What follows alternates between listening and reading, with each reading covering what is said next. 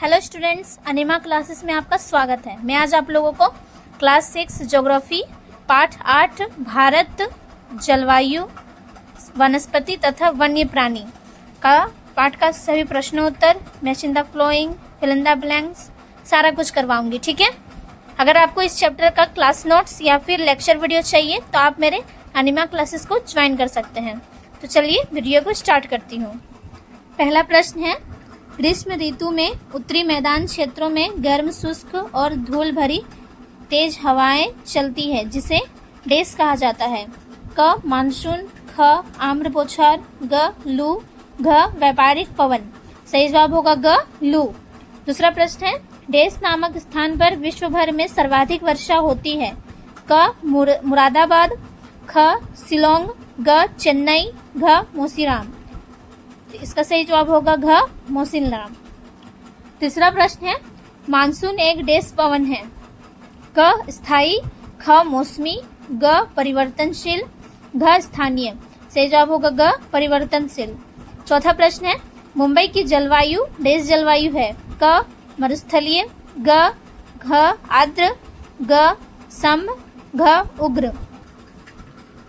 सही उत्तर होगा ख आर्द्र।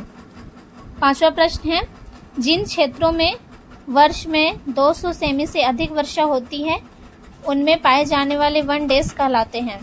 क मानसूनी वन, ख सदाबहार वन, ग ज्वारीय वन, घ कटीले वन। सही जवाब होगा ख सदाबहार वन। छठा प्रश्न है, उष्ण कटिबंधीय पर्णपाती वनों में डेस के पेड़ लग पाए जाते हैं।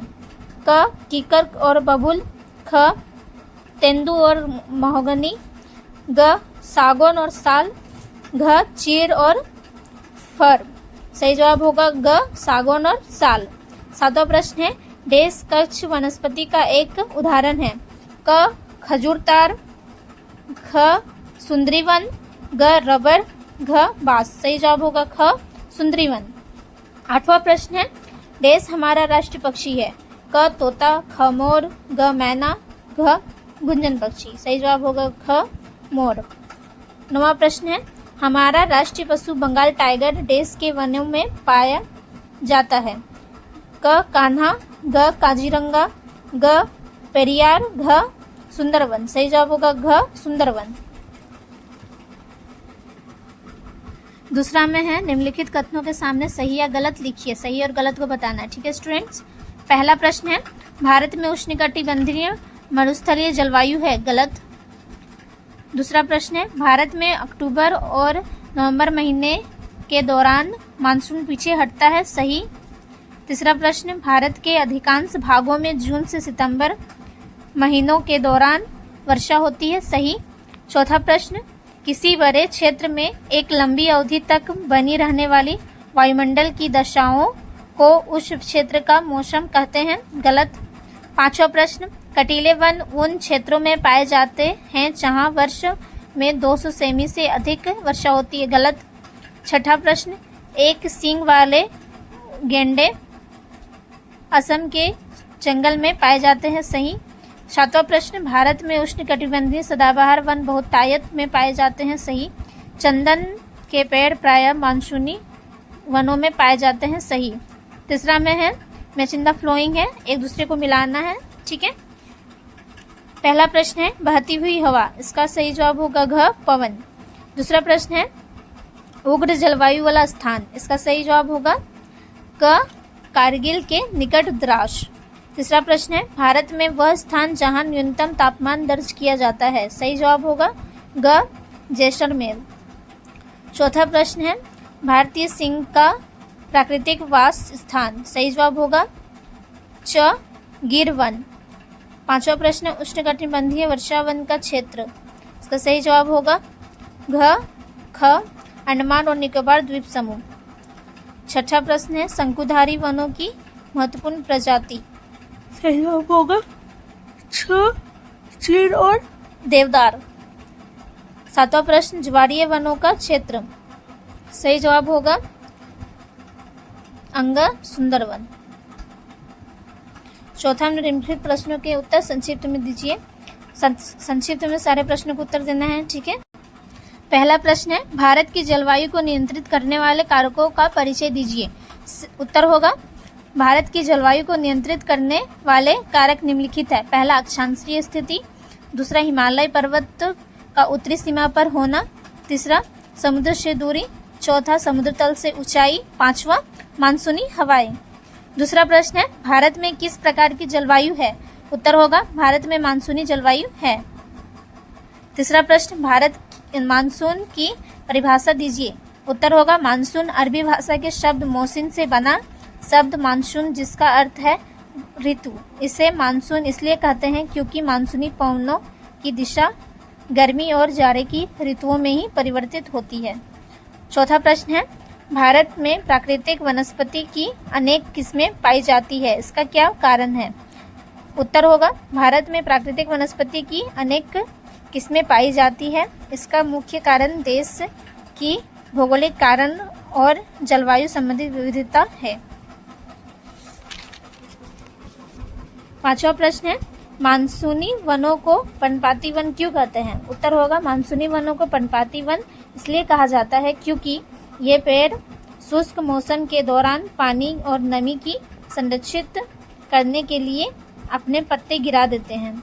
छठा प्रश्न है, भारत में स्थित किन्हीं दो राष्ट्रीय प्राणी उद्यानों के नाम बताइए। उत्तर होगा, भारत में स्थित 2 राष्ट्रीय प्राणी उद्यानों के नाम निम्नलिखित हैं। पहला, दिल्ली चिड़ियाघर। दूसरा, नंदनकानन जूलॉजिकल पार्क। सातवां प्रश्न है, वन नाशन क्या है। सही उत्तर होगा, वनों को काटकर वन क्षेत्र को साफ कर देना वन नाशन कहलाता है। पांचवा नंबर पे जितने भी प्रश्न हैं सारे को हम लोग थोड़ा डिटेल में बताएंगे, ठीक है। पहला प्रश्न है, सम जलवायु और उग्र जलवायु के बीच क्या अंतर है। उत्तर होगा, सम जलवायु और उग्र जलवायु के बीच निम्न अंतर है। पहला, तापमान का उतार चढ़ाव। इस जलवायु में गर्मियों और सर्दियों के बीच बहुत कम अंतर होता है, जबकि उग्र जलवायु में इन दोनों ऋतुओं के बीच अत्यधिक अंतर होता है। दूसरा, समुद्र का प्रभाव। सम जलवायु तटीय क्षेत्रों में पाई जाती है, जहां समुद्र के कारण तापमान नियंत्रित रहता है। उग्र जलवायु महाद्वीपों के आंतरिक भागों में होती है, जहां समुद्र का प्रभाव नहीं पड़ता। तीसरा है, वर्षा की मात्रा। सम जलवायु क्षेत्रों में वर्षा वर्ष भर या अधिक मात्रा में होती है, जबकि उग्र जलवायु वाले क्षेत्रों में बहुत कम होती है। उदाहरण, मुंबई, कोलकाता, चेन्नई, ये सब सम जलवायु का उदाहरण है। और दूसरा, बनाम दिल्ली, नागपुर, पंजाब, ये सब उग्र जलवायु के उदाहरण हैं। दूसरा प्रश्न है, मौसम और जलवायु के बीच अंतर स्पष्ट करें। उत्तर, मौसम और जलवायु के बीच अंतर निम्नलिखित है। पहला, मौसम का अर्थ किसी स्थान की दिन प्रतिदिन वायुमंडल की दशाओं में होने वाला परिवर्तन है।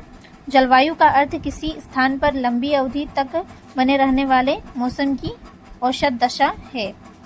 दूसरा अंतर है, किसी एक स्थान का मौसम हमेशा एक सा नहीं होता, अर्थात मौसम परिवर्तनशील है। जलवायु, किसी स्थान की जलवायु लंबी अवधि तक उस स्थान के मौसम की दशाओं का कुल योग होती है, अर्थात जलवायु स्थायी या अपरिवर्तनशील होती है, ठीक है। तीसरा अंतर है, तापमान, वर्षा, आर्द्रता, धूप, बादल आदि मौसम को प्रभावित करने वाले कारक हैं।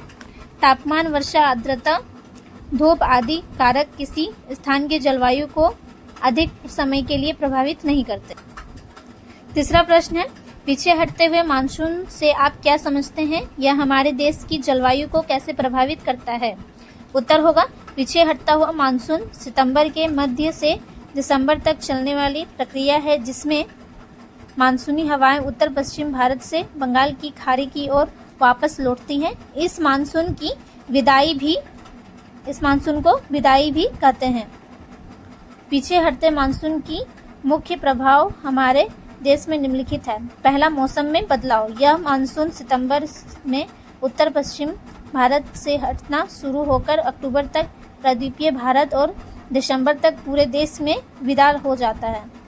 दूसरा है, असमान साफ और उमस। यह उत्तर भारत में बारिश कम करता है, लेकिन दक्षिण भारत विशेषकर तमिलनाडु में इस सबसे ज़्यादा बारिश होती है। तीसरा, चक्रवातों का निर्माण। लौटते मानसून के दौरान बंगाल की खाड़ी में सबसे विनाशकारी उष्णकटिबंधीय चक्रवात बनते हैं। चौथा, कृषि पर असर। यह अवधि रबी फसलें की बुआई के लिए आवश्यक मिट्टी की नमी को बनाए रखने में सहायक है। चौथा प्रश्न है, मानव को वनों से होने वाले कोई 4 लाभ बताइए। उत्तर होगा, मानव को वनों से होने वाले 4 लाभ है। पहला, वनों से हमें इमारती लकड़ियां, ईंधन, पशुओं के लिए चारा, औषधियां, तेल, गोंद, रंग, रबड़ और अनेक वस्तुएं मिलती हैं। दूसरा, इसके साथ साथ वन मिट्टी का कटाव कम करने, बाढ़ों पर नियंत्रण करने व पारिस्थितिकी संतुलन बनाए रखने में कारगर सिद्ध होते हैं। तीसरा लाभ है, वन वायुमंडल से कार्बन डाइऑक्साइड अवशोषित करते हैं और ऑक्सीजन छोड़ते हैं और इस प्रकार वायुमंडल में इन गैसों के बीच संतुलन की स्थिति बनाए रखते हैं।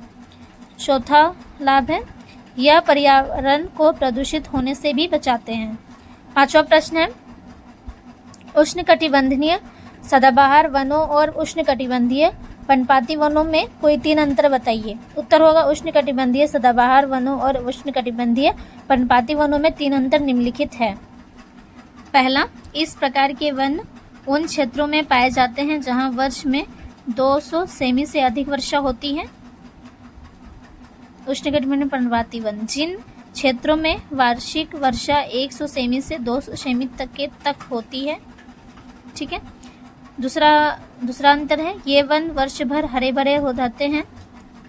ये वन ऐसे वृक्षों से भरे पेड़ हैं जो वर्ष में एक बार अपने पत्तों को गिरा देते हैं। तीसरा अंतर, इस प्रकार के वन पश्चिमी घाट की पश्चिमी ढलानों, पश्चिमी तटीय क्षेत्रों, ओडिशा व पश्चिम बंगाल के मैदानों, असम व पूर्वांचल के वर्षा बहुमूल्य क्षेत्रों तथा अंडमान व निकोबार द्वीप समूह में पाए जाते हैं। ये वन देश के मध्य प्रदेश, उत्तर प्रदेश, बिहार, झारखंड, छत्तीसगढ़, ओडिशा और महाराष्ट्र के कुछ भागों में बहुतायत में पाए जाते हैं। छठा प्रश्न है, वन्य जीव संरक्षण के किन्हीं 4 उपायों का वर्णन कीजिए। उत्तर होगा, वन्य जीव संरक्षण के 4 उपाय निम्नलिखित हैं। पहला, प्राकृतिक आवासों का संरक्षण। वन्य जीवों को उनके प्राकृतिक पर्यावरण में सुरक्षित रखने के लिए राष्ट्रीय उद्यान, वन्यजीव अभयारण्य और बायोस्फीयर रिजर्व स्थापित करना। दूसरा, अवैध शिकार पर कानून का संरक्षण। विलुप्त जंगली जानवरों के शिकार, खाल, हड्डियों और अन्य अंगों के व्यापार को रोकने के लिए सख्त कानून बनाना और उन्हें सख्ती से लागू करना। तीसरा है, लुप्त प्राय प्रजातियों का संरक्षण। विलुप्त होने के कगार पर खड़ी प्रजातियों को चिड़ियाघरों या विशेष केंद्रों में रखकर उनका प्रजनन कराना ताकि उनकी आबादी बढ़ाई जा सके। चौथा है, जन जागरूकता और भागीदारी। वन्य जीवों के महत्व के बारे में लोगों को शिक्षित करना, स्कूलों में इसके प्रति जागरूकता बढ़ाना और स्थानीय समुदायों को संरक्षण के कार्यों में शामिल करना। ठीक है, तो मैं आप लोगों को सारा प्रश्न उत्तर करवा चुकी हूँ। अब लास्ट एक चीज बचा हुआ है, वो है शब्द पहेली। एक शब्द में उत्तर दीजिए। पहला प्रश्न है, राजस्थान में पाया जाने वाला पशु। उत्तर होगा ऊंट।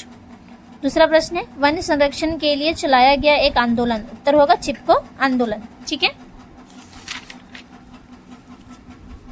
तीसरा प्रश्न है, एक सींग वाले गेंडे का निवास स्थान। उत्तर होगा काजीरंगा राष्ट्रीय उद्यान। चौथा प्रश्न है, हिमालय क्षेत्र में पाया जाने वाला एक पशु। उत्तर होगा हिम तेंदुआ। पांचवा प्रश्न, राजस्थान का पक्षी अभयारण्य। उत्तर होगा भरतपुर। छठा प्रश्न है, हमारा राष्ट्रीय पशु। उत्तर होगा बाघ। तो मैं आज आप लोगों को ज्योग्राफी क्लास 6 ज्योग्राफी पार्ट 8 का सारे प्रश्न उत्तर, fill in the blanks, match in the following सारा कुछ करवा चुकी हूँ। ठीक है, आशा है कि आपको वीडियो पसंद आई होगी। धन्यवाद।